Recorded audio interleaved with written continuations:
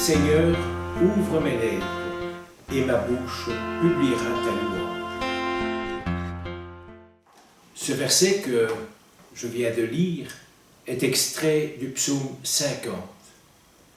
Savez-vous que ce sont les premiers mots que prononcent tous les chrétiens qui pratiquent la prière de l'Église? C'est une demande qui signifie que c'est bien Dieu à qui revient l'initiative de la prière. Ce n'est pas moi qui vais parler en premier, mais je laisse à Dieu le soin d'ouvrir mes lèvres. Nous comprenons ainsi, dès le début de la journée, que toute prière est avant tout une réponse de l'homme à Dieu. Et cela, on peut le lire et le découvrir dans le livre de la Genèse, dès le début. En effet, au début de l'humanité, dès le moment où l'homme devint humain, il y a ce fameux récit de la tentation.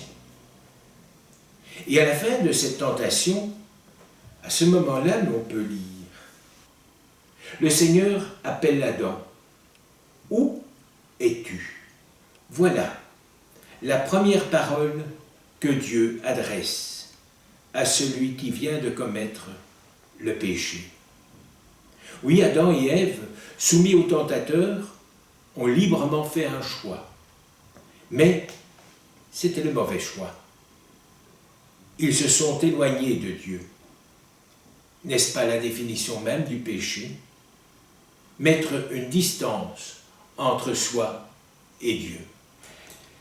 Oui, mettre une distance entre soi et Dieu. Encore aujourd'hui.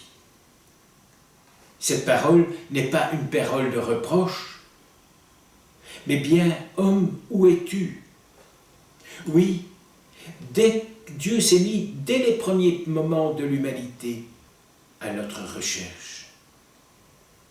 Oui, Dieu n'est pas là pour condamner, mais pour que l'on entre en dialogue avec lui. Répondre à cette question de Dieu, même par un simple engagement, ou même par un simple « me voici », permet à l'homme de renouer le dialogue avec Dieu. Ainsi, on se rend vite compte que la prière n'est pas un long monologue que l'homme fait monter vers Dieu, et un Dieu distant, lointain et muet, mais au contraire, la prière est un dialogue rempli de tendresse, de découverte, d'écoute et de parole avec un Dieu en qui je crois. En effet, la prière ne peut s'adresser à Dieu que dans un climat de foi.